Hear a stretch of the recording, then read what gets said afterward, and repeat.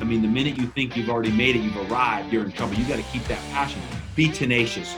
To have the fervor, the energy, the spirit, to play at a level where people want to be around you. Getting your mind right is something that every single day, you got to have the discipline to be in a routine that sets you up for success with who you're working with, who you're training with, who you're coaching with. Guys, remember, to be great at anything, it takes a certain amount of obsession.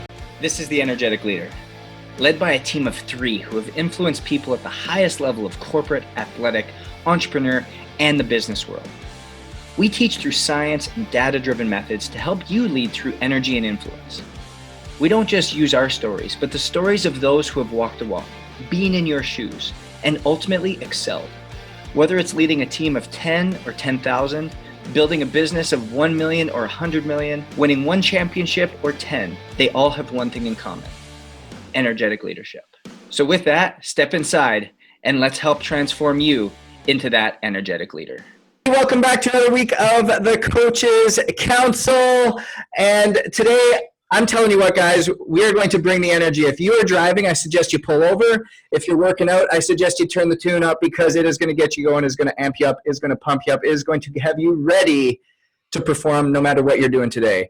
And so, guys, I am going to take no short time just to introduce our guest today, because I'll tell you what, I want to maximize our time with him. He's not only been 2-time trainer of the year, and I'm sure you've followed him. If you haven't yet, you have to go to follow Todd Durkin, because this guy brings it every single morning, whether it's with his dog Jersey, whether it's with his family out at the football field. This guy just overall does everything with intensity and leads with impact. So Todd Durkin, thank you so much for taking the time to be with us, and I could not be more honored that you chose to spend 35, 40 minutes with us to share some mind bombs with our audience. No, I appreciate it. Thanks for having me, Justin. Great to be here.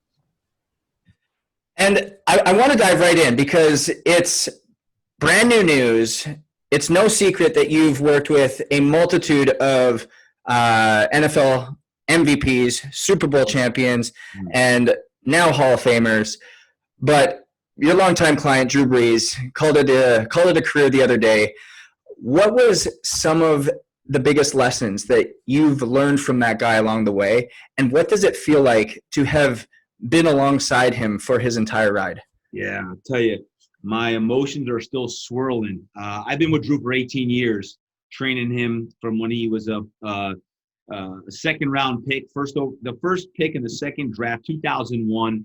LaDainian Tomlinson was the first-round pick, who was my first athlete I ever trained, LT. He brought in Drew to my gym, Fitness Quest 10.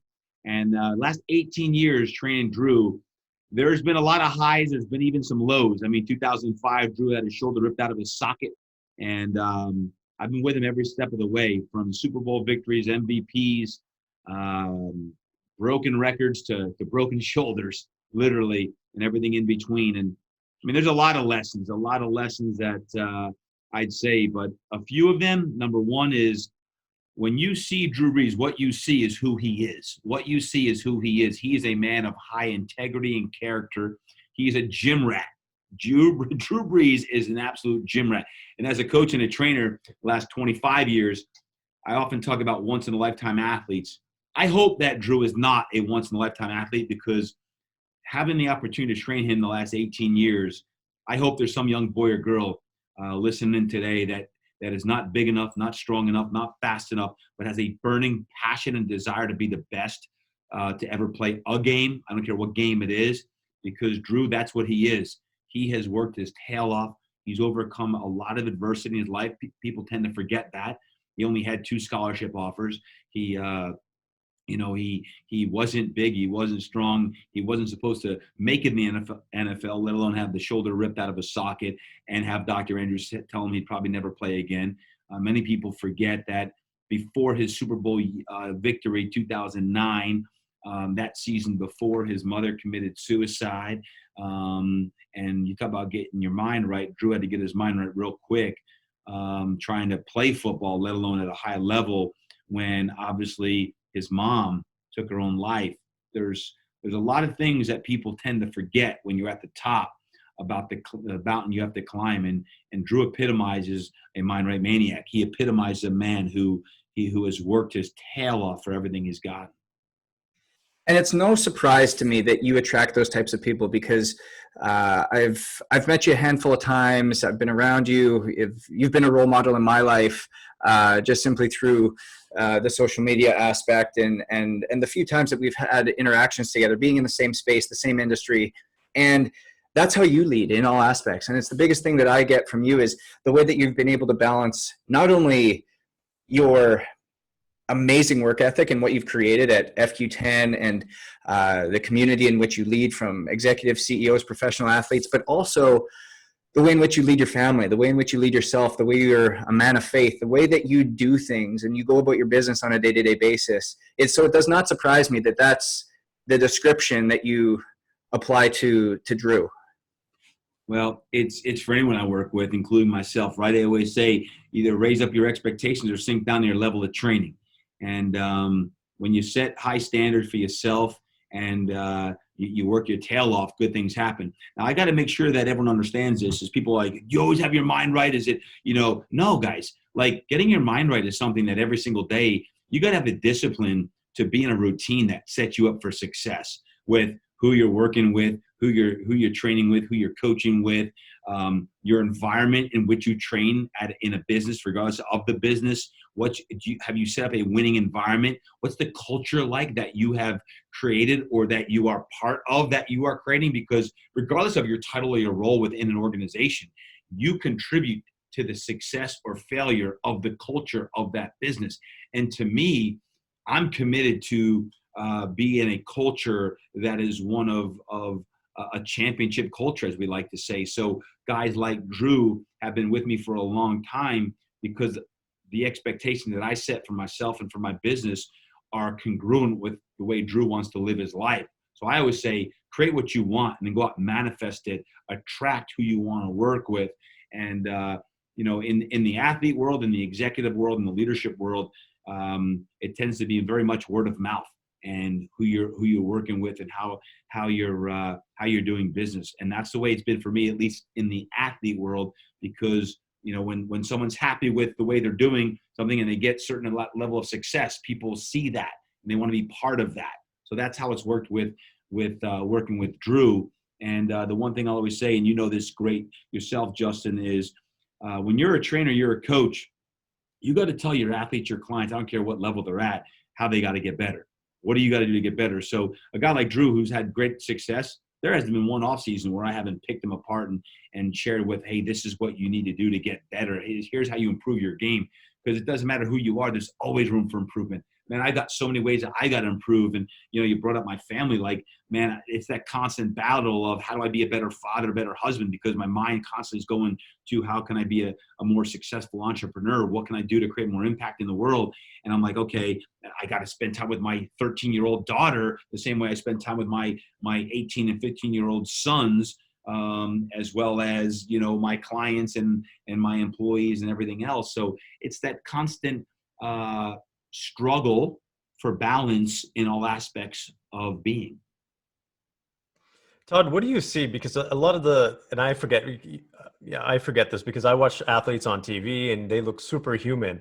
What are these individuals dealing with as what is their biggest personal challenge? If you could pick one out, what would be their biggest personal challenge that they have to overcome to be at that level?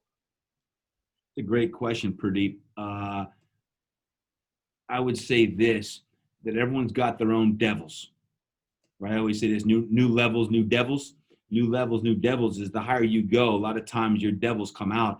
And that devils could be anything, especially when you start getting money in your pocket. It could be anything from habits like food or drinking or partying or gambling. It could be any of that. If you got pockets and you got money in those pockets, all of a sudden, you can develop some bad habits real quick. And that's why I'm always on these guys and athletes I work with is like, and you're as strong as your weakest link, and you cannot have a chain of armor become weak. And the other thing I'd say is this, and this would be the part that's most dangerous, is the mindset.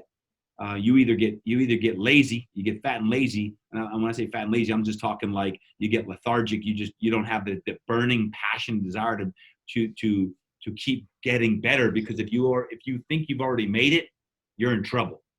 I mean, the minute you think you've already made it, you've arrived, you're in trouble. You got to keep that passion. Well, how do you do that when you just sign a big deal? Had a guy today sign a pretty big deal worth millions of dollars. I'm like, now you got to go earn it. You got to go earn that money now. Now, if you think you deserve that money, you're gonna get a little complacent. You got to go earn that money, and it's that. And the other thing I would say is, believe it or not, is confidence.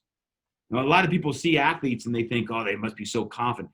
There's a lot of people, a lot of athletes who are scared of either losing it all, scared of success, and if they have that success that they think they want, how do I handle all that success between now with social media and media and the demands that are so public? You know, am I going to be an imposter? Am I truly worth that? Because as men and women, we all have our faults and things like that. So I'd say that's why I'm always like in the mindset of, it's okay. Like, here's how we're going to get better in the mindset. Here's how we're going to live with more confidence, higher self-esteem, humility, yet keep that hunger as well. It's one of my favorite saying is be humble, stay hungry. Is you got to keep your humility and you got to keep your hunger as well. I got another question for you, because that was awesome. Do you ever find that athletes who deserve it, they've worked their butts off, come to that point, you talked about confidence, where they say, maybe I don't deserve this? 100%. Matter of fact, that's probably the norm, because you don't hear about those athletes because they haven't made it. Many of them, they're still trying to scratch and claw to do it, and you start thinking, maybe I'm not cut out to do this. Maybe I'm not fast enough. That's the doubt that starts to creep into any entrepreneur's head, any leader's head. It's called doubt, and doubt, man, it starts getting in your head. Next thing you know, you start having that negative self-talk, and you start getting things that, you know, in your own habitual routine that will prevent you from doing that. There's no doubt that when I have real discussions with my athletes, and I'll share what's your biggest demon going on in your head right now, and they're like, man, I don't know if I can play at that level. Now, they might be saying they can, but deep down, maybe they think they can't. Maybe they just had a bad performance and they threw 3 interceptions, or they're not competing at the level they know they're capable of, and doubt starts to creep in. I often say you got to smack fear straight in the face. What I would say is you better train the way that you want to play at. And when I say train, I'm talking physically, mentally, emotionally, spiritually. You got to be armored up to be at your best at all times. If you can trust your training level, the guy got a young pitcher right now who I just finished up with a little while ago. He's still trying to crack into the major league lineup and make it. And that doubt, like, you got it. If you trust your preparation, but what I need you to do is to relax and not force the issue so much that you're not throwing well because you're putting so much pressure on yourself that you can't make it. That's when you start to win the ball game between the ears. I was kind of giggling as you said hungry and humble, because you're going to have to wait until how we close every episode. But going back to that story that you just talked about, what does that balance look like in terms of somebody who's striving for something, somebody who can still be pushing, and that it's so purposeful and a fire that's burning inside of them, but yet balancing it with patience, knowing that, hey, it's not coming overnight. It's not going to just be there because you've been consistent for a year, consistent for 2 years. But hey, you know what? At that 2.5 year mark, that might be it. Or maybe it's the 4 or 5 or 10 year mark that you're going to get that break. But what is it about creating that balanced structure? And I hate the word balance, but rhythmic structure through stress and through intervals of rest and work that can truly allow us to not be in it for the short term, but sustainably be there for the long term. Yeah, I'm glad you clarified on the balancing versus rhythm thing, because, man, listen, the last 25 years, I've worked with some of the world's best athletes and entrepreneurs. And one thing I say about greatness is you get obsessed with it. You get obsessed with greatness. And it's dangerous. It's dangerous because you get obsessed with it and you want something so bad. And when I say want something so bad, it could be writing a book. It could be opening a business or selling a business. It could be growing a bit, whatever it is, you get obsessed with that. That's why I say you got to set up your routines and set up your lifestyle in one in which you can sprint and then rest and then sprint and then rest. Because when you get obsessed with something, I don't care if it's as an artist, a musician, an actor or actress, an athlete, an entrepreneur, there's a certain level of obsession that has to take place if you truly want to be great, if you want to be the best. And that takes a hunger, once again, that unsatiable appetite to succeed at what you want to create or manifest. That's a rare breed. Now, where does the balance come in? You all know I live by something called mellow yellow time. Mellow yellow time is the ability to turn it off. And the other thing I've seen, and you mentioned Drew Brees earlier before, Drew, one of the best attributes he has is he has the uncanny ability to compartmentalize life. And to when I say compartmentalize, to truly set up life where when he's training and when he's watching his film work and preparing, he is doing everything he can to be the best at what he can be. But when he's going to turn it off, he's going to turn it off. And that's a system that I've always shared with him and all my clients is you got to have mellow yellow as part of your time as well. Todd, a lot of athletes come in younger, they're rookies, I'm going to say immature to a certain degree. Do you see a point, or what is that point where they go from having that immaturity to going to being a mature athlete, whether that's I want to say more emotionally than cognitively? Is there a certain point that you see that transition typically happen, whether that's a specific season, whether they win something, whether it's a certain moment in their life? What is that point for most people? Well, it depends on the age, because you say, what's that point? I've seen some pretty, quote, mature high school kids that have a level head on their shoulders, that have their priorities in line. And I've seen pro athletes who are 5 years deep into Major League Baseball, the NBA, or the NFL, who are still searching for that point where they hit their stride, so to speak. So I don't know if there's any, quote, age per se, but what I'm always asking my athletes is what are your goals? What are your dreams? What are your desires? And how do you measure your work ethic and your discipline to your desires? Because let me tell you what, I've sat in my office quite a bit, and I've had people who are trying to make it in the league that say, hey, I want to be an all-star, or I want to make it to an all-pro level. But then they're not showing up to practice. They're not showing up for their training, or they're eating or partying on weekends. Like, wait a second, it's not matching up. What you're telling me you want and what you're actually doing isn't going to get you there. So I've seen at all levels, I've seen some tremendously talented young men and women who've never made it because of their habits. And when I say that, I always say this is, hard work beats talent when talent don't work. Hard work beats talent when talent don't work. And that's the truth. Now, if you can match hard work with talent, I don't care what you do for a living. If you're talented and you got a good head on your shoulders and you work your tail off, now that's a lethal combination. It's a recipe for success, and it ultimately leads to greatness. And I'm so curious about your journey. I'm curious about where Todd Durkin came from as to ultimately what has created Todd Durkin today. Well, I think like anyone, I believe that we all have a story, and that story is really special. And that story typically can be traced back to your growing up, your younger years, good or bad, whether you came from a great stock or not so great a stock. Guys, I was the youngest of 8 kids. I am the youngest of 8 kids, and my mom and dad got divorced when I was just 5 years old. We had very little money. I grew up in New Jersey, and I realized at a young age that sports was going to be my vehicle for success and hopefully ultimately a college education. And I was very, very fortunate to grow up in a town in Brick, New Jersey, where football was a powerhouse. And I played for an iconic football coach named Warren Wolf. And he was a father-like figure to me who I dreamt from the time I was literally knee high, because my brothers played for him. Like, I wanted to play for this coach so bad. And ultimately, when I got to high school, I was able to start as a true freshman. I got a college scholarship to go to William & Mary in Virginia. And when I look back, honestly, to this day, what's ingrained in me is the work ethic as a young man, seeing my mom work multiple jobs, raising 8 kids as a mom, the most loving mom. And when you're young, you don't know if you're poor, you got money. You just know that's what the environment. Looking back now, I was that lunch ticket kid. I was the kid, we had, welfare checks and those orange lunch tickets that I was embarrassed in the lunchroom in elementary and middle and even high school that I had to give that lunch ticket to the lunch lady so I could eat.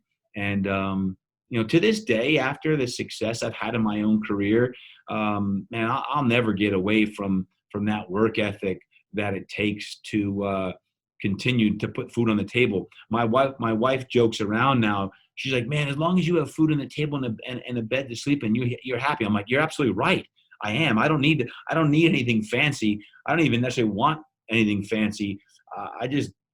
When I say I like to create impact, that's what drives me, is not fancy stuff. It's like, man, I got to keep that hunger and desire to reach some young kid, some entrepreneur who's going through a tough time. Like for me, my love language is words of affirmation. When I get an email or a DM or Justin, you hit me up like, hey, your words made a difference. That video I watched or that podcast I listened to made a difference.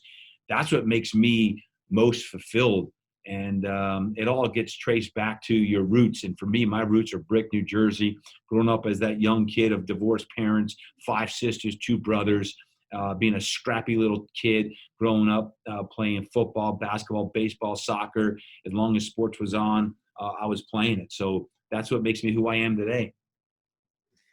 I love it because it's often seen that we see the end product, we see the end result, we see the person who is ultimately now impacting others at a great level, but we never know what drove that person to get there. We never know the struggle that it took to overcome. We never knew the lessons that were learned along the way that ultimately formulated your own conceptualization of the philosophies, the systems, the protocols, the impact that you lead with. And so I love that story because it goes to build that, hey, it all comes down to how you work. It all comes down to how you show up day in and day out and are able to ultimately get it done at the end of the day. Well, Justin and Pradeep, I don't know if you can hear, but right now, literally outside my office, there's like jackhammers and saws and things going on because my office is under construction. Our building's under construction. And as I near 50 years of age, we're always under construction. Like our lives are always under construction. I laugh, but I'm like, I hear this sawing going on right now. I'm like, you know what? It's apropos for life. It doesn't matter if you're 10 years old or you're 25 or you're 50 or 75. We're always under construction.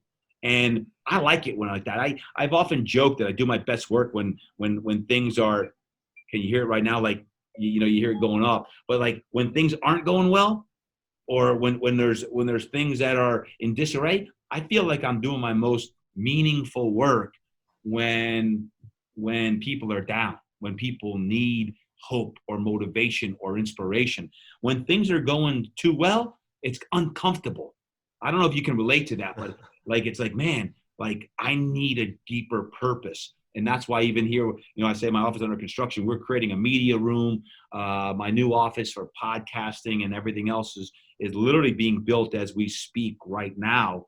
And I partly laugh, but I partly like, man, I can't hear everything because of the amount of construction. But man, isn't that life? Like we all strive. We want it to be prettier. We want it to be better. And that's what keeps us going. But many times when it's not pretty, that keeps the grit ingrained in our bodies, minds, and souls. So Todd, what's next for you? What's next on your list? Getting my office done. Man. Well, listen, when you say what's next, it's a common question of what's next. One thing I'm having a great time at right now is coaching my 2 boys in high school football. I've realized the relevance of time. And I love, like this afternoon when I'm done with this, I'm going to go coach my boys up in football. My oldest son's a senior, and he's going to play college football down in North Carolina.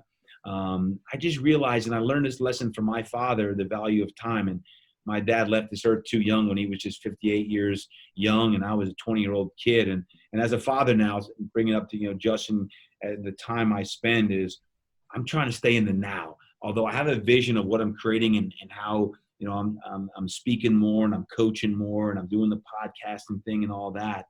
I'm really trying to enjoy now, like right now. And if anything this last year has taught us is how can we stay in the now but have a vision for the future, what that looks like. Like I got to be right. I say you got to be where your feet are at. You got to be where your feet are at. So here's where my feet are at right now. I'm tuned into you guys and the podcast, but I also know that in 6 months and 12 months, when I'm spitting out even more content with my podcast and the videos and courses and coaching in my mastermind that I'm doing, is that ultimately it's all about changing lives.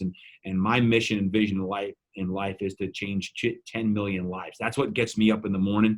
When I get fired up, it's like someone, I don't know who it is, but someone's life's changing today. I don't know what story they're going to see on Instagram. I don't know what post they're going to see on Instagram or what podcast episode they're going to listen to. Hopefully, if you listen to this right now, it changes your life. But you got to stay hungry. You got to find what it's going to take to do that. And for me, that 10 million, it's like, I don't know who it is, where it is, what part of the world you're in, but I'm going to change someone's life today.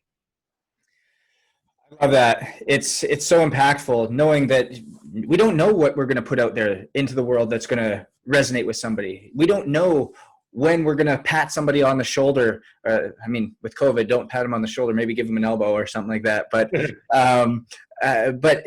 you're going to say something to somebody, or you're going to spread a message, you're going to post something that's going to have an impact on somebody, that's going to change their life for the better, because we don't know the stories of everybody else's lives. We don't understand what people are under, the pressures they're under, the difficulties they're going through.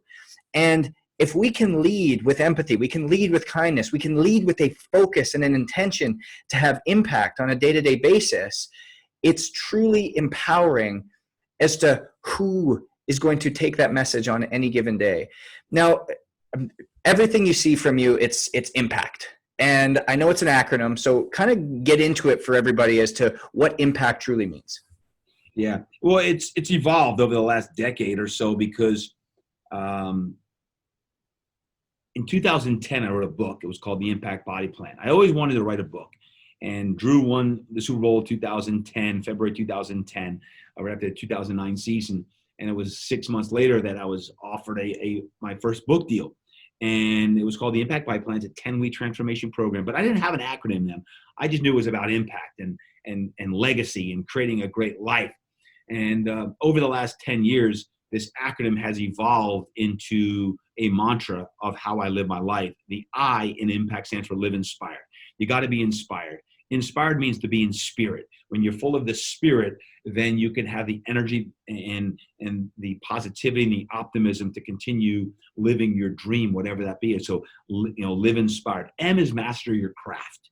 Master your craft. And when I, mentioned some of the athletes I've worked with, it's that continual honing in on your craft.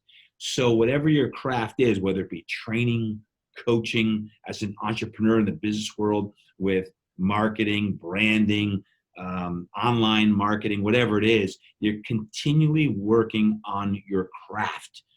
The P is play at world class. The P, when you talk about playing at world class, is a mindset. Get your mind right. Get your mind right. It's what I say to myself every day. It's my self-talk. TD, get your mind right. Get your mind right.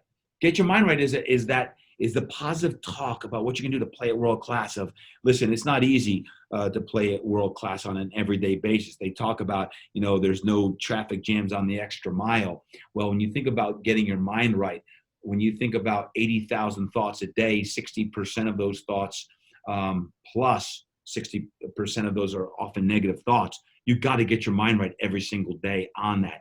The A in impact is action. Take action for what you want in your life. So you set big dreams and big visions. Great. Everyone does. Last I checked, everyone wants to be a millionaire. Everyone wants to get great accolades and success. But are you willing to take the risk, to take the action that's necessary? Are you willing to fail? Are you willing to fail to get to where you want to go? C is condition for greatness, which comes into play for everything. Condition your body, your mind, and your soul to be the best that it can possibly be. Not in comparison to anyone else, but your own self.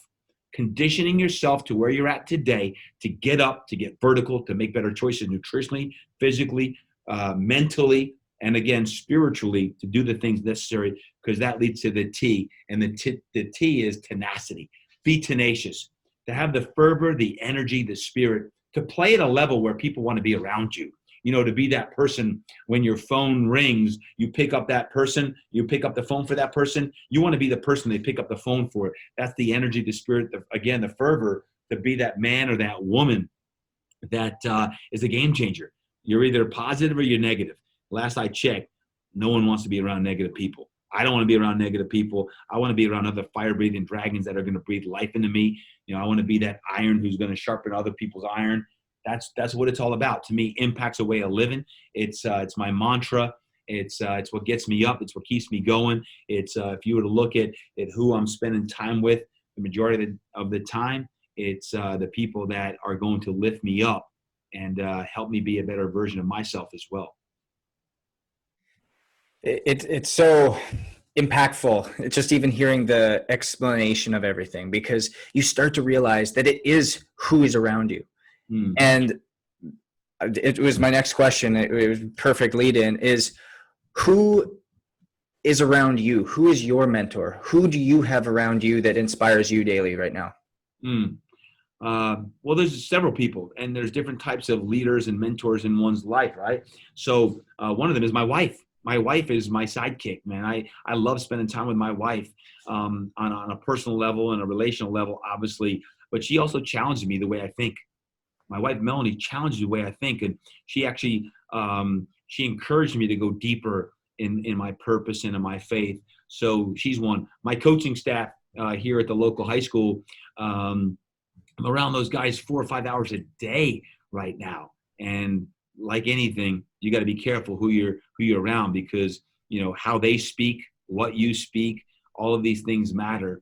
But I'm also very blessed. I've got some people in my life that I've chosen to spend more time with. Pastor David Jeremiah is a guy who's been preaching the word for 50 years, I think. And he's a guy I talk to. He's normally a client 3 times a week at Fitness Quest 10. With COVID, he hasn't been here, but we talk on the phone on a regular basis. I have a Bible study with Pastor Miles McPherson, and in that Bible study, I've got guys like Andre Reed, the former Buffalo Bills wide receiver, Tyrell Williams, who's now with the Detroit Lions. We've got other people in that Bible study that on Tuesday nights, I know that's my iron, man. That's my fire on that. And then right here at Fitness Quest 10, my own team, guys like Jeff Bristol, who's my partner in crime, changing hundreds of lives every darn week. Right now as we get up and going again here at FQ10. So these are some of the people that I'm around on a regular basis that help me think bigger and better. And putting yourself in an environment like today, as we record this on a Monday, you know, showing up on a Monday morning, you walk in, the energy is blaring, like, dang, you're like, let's go, let's rock and roll.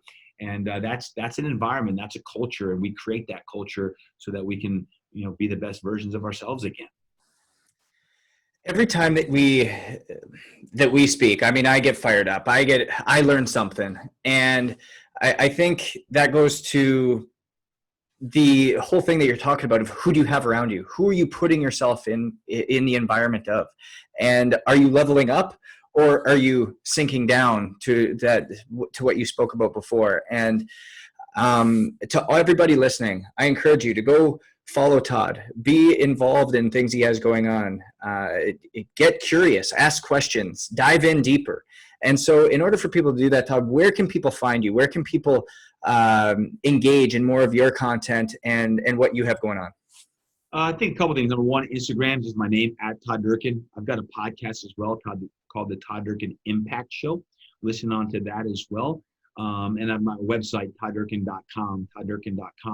And Justin, I do want to say something to that, because I think people sometimes they hear about iron sharpens iron and who you hang out with is who you are and the 5-foot steel. But let me ask you this. There are probably people in your life who are energy vampires, who do suck the living energy out of you, or they're more negative than you want, or they're gossipers, right? Okay, so the question I always get is, well, what if they are in your life, or what if they're in your family, right? Because again, I've got a big family. Well, here's the thing that I think is important to recognize. Number one is you've got to pick and choose when you spend time with people who may not elevate your consciousness of thinking, right? So if you have put a lot of time, energy, and investment into your own mindset, well, you're not always going to be around people that have the same mindset as you. And by the way, you don't need to be. My pastor always says this: you got to go out into the streets and do your discipling as well. So you're going to be around people who aren't like that. But you've got to protect your energy when you're around people who may be negative or pessimistic or gossiping. You got to make sure you don't just reciprocate that exact same energy. And if it's someone in your family that you find is constantly gossiping to you, then you've got to make sure that you're picking and choosing when you're talking about certain topics with them, whether it be on the phone or live. Of like, listen, you can't always be on listening to things that you shouldn't be listening to, but that doesn't mean you should never listen to them as well, because that's just real life. You're going to be in situations sometimes where people are saying things that you may not necessarily agree with.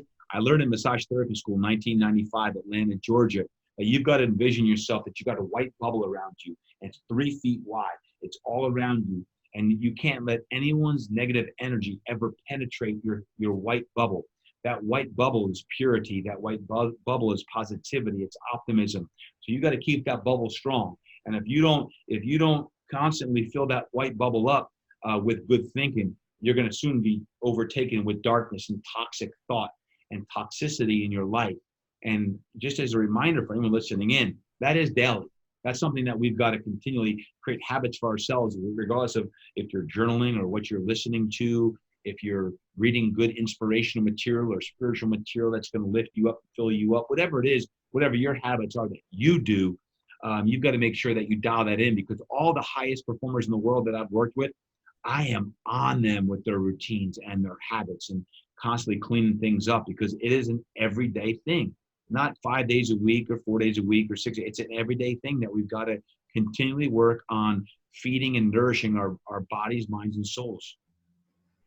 It's all about capacity, building capacity to handle what you're in front of every single day. And so absolutely. I absolutely love that. I also know that the apples don't fall far from the tree, and your kids during quarantine wrote an Amazon bestseller. So tell everyone a little bit about that. Man, I'll tell you, I think they were so bored. They're like, Dad, it's interesting. I don't know about you, but like 2 weeks into the quarantine, not even 2 weeks, like 2 days into quarantine, I'm like, man, what can I do to make a difference? And the first thing we did was we created this program called Get Yoked. And I included the kids, and it was a 30-day program, all body weight, that parents could get their kids using their own bodies to have these great workouts. But what I did in there, I had these get your mind right motivational messages that they could listen to on their phones as well. So that was the first project we did in April, May of last year, the Get Yoked program. And that was a lot of fun.